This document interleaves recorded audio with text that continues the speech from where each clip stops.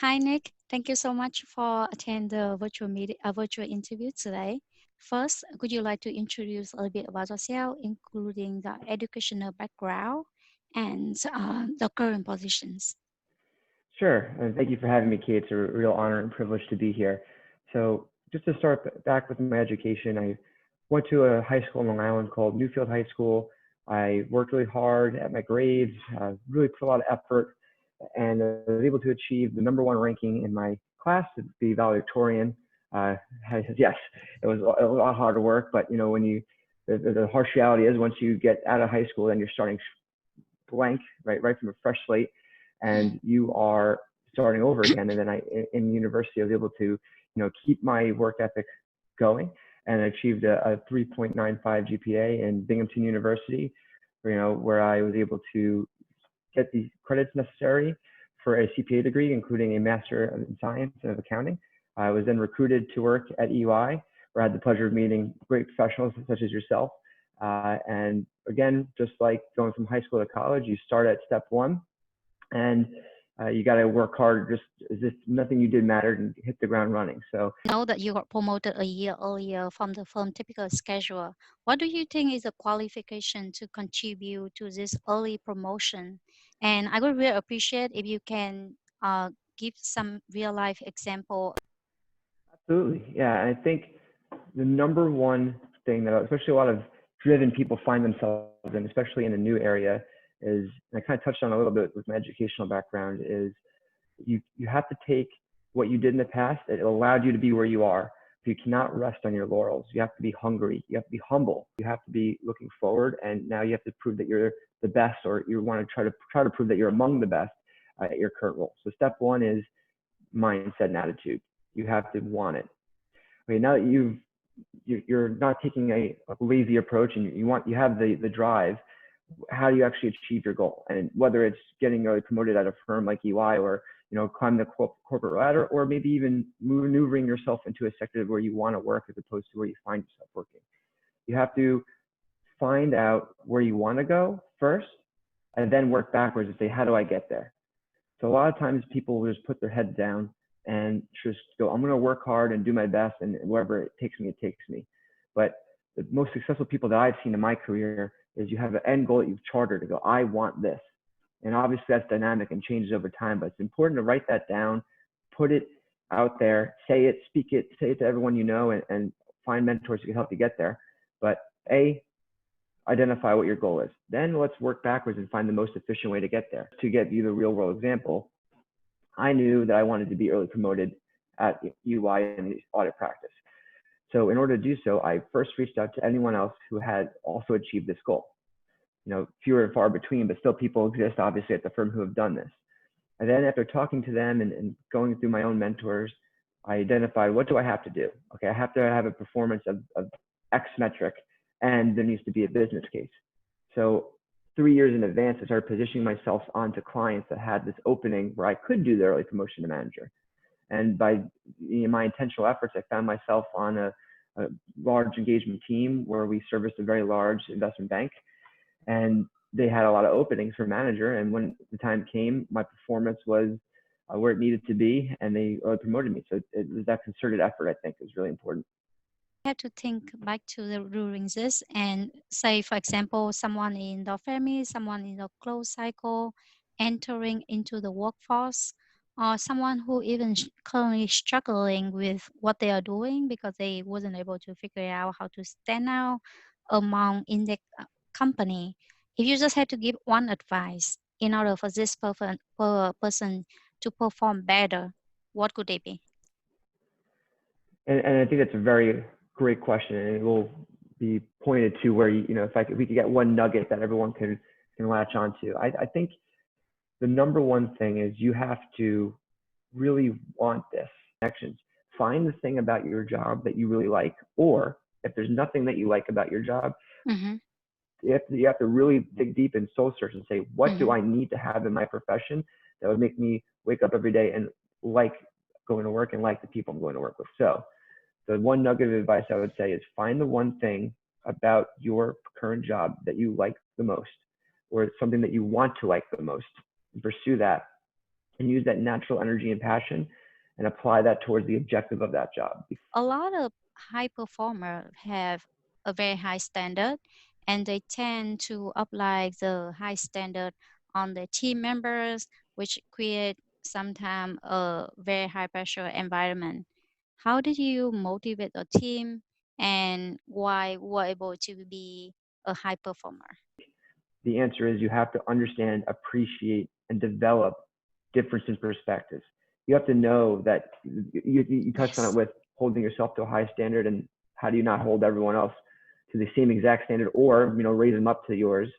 And I think the answer is knowing that every person is different, and then that's a good thing. I think some core tenets that everyone can follow is transparency, and Mm-hmm. this is kind of tough across different cultures, and especially in American culture where people put on this face of everything's great and fine.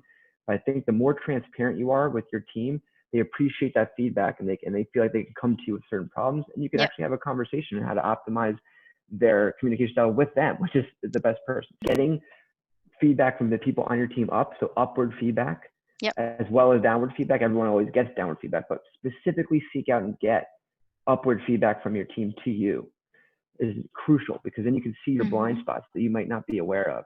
So for me is when I get a little too stressed out, I wear it on my face, and I am visibly stressed. Yes. Now, to me, I didn't think that, okay, hey, I know I'm stressed, but I'm not raising my voice, I'm not yelling at Mm-hmm. anyone, I'm just stressed Mm-hmm. about myself. But Mm-hmm. when I got upward feedback, I found out that, hey, when I'm wearing that stress on my face, it lowers morale in the entire room. Everyone now says, hey, the boss is all frazzled. Like, should we be frazzled? Like, maybe I don't want to talk to him. He looks like I shouldn't bother him. Things of that nature. So that Mm-hmm. was something I would never have been aware of had I Mm-hmm. not got that upward feedback. And I'm making concerted efforts to change I that. see. And also empathy. You Yeah. need to, once you have the transparent conversation, you're aware of your weaknesses and strengths, having the Mm-hmm. empathy of your team and really showing that to them. Like, hey, I care Mm-hmm. about you as a person outside of this job. Mm-hmm. If my boss cares about me outside of this job, when they ask me to do something, then I'm going to be way more likely to do it than if I Yep. don't care about them or hate them, right? Yep. And then Yep. the last thing, number 4, is lead by example. Mm. If I'm going to ask my team to do something, I want to show them that I'm willing to roll up my sleeves, and I'm going to be leading the charge. I'm not Yep. going to be the one asking them to do something I wouldn't do myself. And Mm-hmm. saying that's one thing, but they need to see you do it. Yep. So if you're transparent, you're aware of your weaknesses, Mm-hmm. you have empathy for your employees and your team, and you Mm-hmm. lead by example, I think that will make any manager a successful manager. So much. These are all great point, and I can see a lot of that happen even during my in my position and in my Mm. field, which is tax.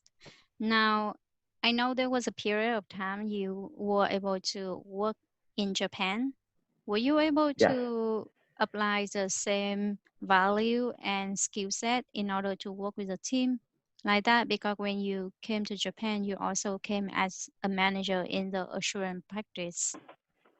correct. So I think obviously whenever you're going to a different culture, which many professionals watching this will be, whether it's coming to America or leaving America Mm-hmm. and going to a different one, especially going from somewhere where individualism is, applauded in America to somewhere where it is a little bit not, I wouldn't say frowned upon, but it's not the Mm-hmm. forefront of their culture, right? It's not, Mm-hmm. Mm-hmm. being different isn't necessarily celebrated Yep. in the Yep. Japanese working culture. So it was definitely something, and I think hitting on that awareness tenet that I talked about, I had Mm-hmm. to be aware. What are my personality traits that were successful in America, and where do I think that they would be, stumbling positions in the Mm-hmm. Japanese working culture? So at first, I was very humble. I Mm-hmm. observed. I looked at how is everyone else acting, and I would try to not necessarily change who I am, because it's important to still stay who you are and Yes. bring your elements. That's the diversity part of it. Hey, if Mm-hmm. I'm taking diverse opinions on my team, I think I can provide benefits to this team with my diverse input, but still being aware of how things are done. So observing the cultural practice, speaking to people, getting their advice, because they're Mm-hmm. subject matter experts of living in that culture. You're not. Mm-hmm. So Mm-hmm. being aware, making friends, making acquaintances who can help you Mm-hmm. understand and Mm-hmm. navigate that world, Yep. and then slowly but surely showing the positives that you could do. So I always would do a give and take.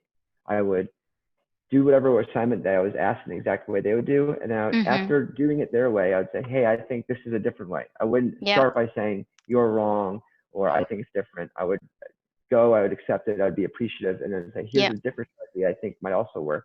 And over time, they grew to trust. The trust grew when it Mhm. was Nick works not exactly in the way that the Japanese business culture does, but he's clearly Mhm. making a concerted effort to change Yep. himself to be. But yet he has this unique dynamic perspective that can benefit our team, and we really learn to work and get that culture down. So it comes from the awareness, the humility, and making those connections. The people who are your peers, who you don't feel like you don't have to go up to your boss and, hey, how do I really fit in Japan? You could ask someone your level or below you, and go, Yes, hey, that's now so what's true. what's going on? Go for lunch. That's what I did in the beginning. Every day I went for lunch Yes. with the people underneath me, and just said, Mhm. hey, just tell me about about how you believe uh, one is successful in this culture, and it really paid dividends. And I had such a great time in Japan.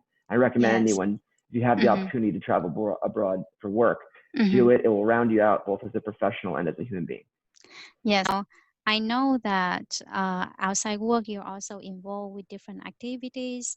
Would you mind to share about it? We both share, and it's how we had the pleasure of meeting each other, would be the International Public Speaking and Leadership Club called Toastmasters, which we obviously do through our work, but it really is extracurricular. It's outside of work. You're putting in the effort. You're going to these competitions. And the first and foremost reason why I thought Toastmasters was very important is it really develops your public speaking and leadership skills. It does exactly as advertised. Two is the most important thing. And if you're watching this and you're trying to understand, good Mhm. habits to help certain people achieve certain levels of success, Mhm. Toastmasters is an organization which is great. It helps you with your skill set that is applicable to the jobs that we both have Yep. and many jobs. But I think the most important thing there is just getting involved in a network. Mhm. Networking is great. It just the more people you know. We talked about how it was effective for me in Japan when I was able to network with people and get understanding. The more people you know, the more doors open for you, right? So, Behind every great motivation, there's always a reason. hmm, I just curious, what is your reason? And how that help you to translate all this ambition, all this thinking in your head into the actual action in order to bring you where you are here in life. think keeps you going towards success once you find it. And I think it's a core tenet as well is the people you surround yourself with, specifically the five people you spend the most time with, is a Mm-hmm. reflection of who you are. And if you're surrounded yourself with both whether it be a romantic partner or just your best friends, Yep. those five people that you spend the most time with are going to be Mm-hmm. a reflection of who you are. And if you're friends with fellow driven people, people who are they're never satisfied with what they have, but yet Mm-hmm. appreciate what they have achieved. So That's a great point. there's That's a nuanced great balance. point. You don't want to Yep. be going forward at all costs without being able to stop to smell the roses, right? Mm-hmm. But you want to surround yourself with driven people. If you Yep. surround yourself with people who are complacent, you will in time become complacent too. If you surround yourself Mm-hmm. with driven people, maybe they're running marathons, maybe they're like, hey, Yep. I'm trying to become an executive at my firm, or hey, I'm Mm-hmm. getting my MBA at Columbia or whatever it may be. Mm-hmm. You're like, oh, whoa, I wouldn't want to do that. It makes you uncomfortable at first. Yes. That's a good thing. You want to be uncomfortable. You want to be number five of your Mm-hmm. five best friends, because I love that. if you have four people Yes. who are pushing you forward, Mm-hmm. eventually you're just going to go with them, and you want to be on that rocket ship forward.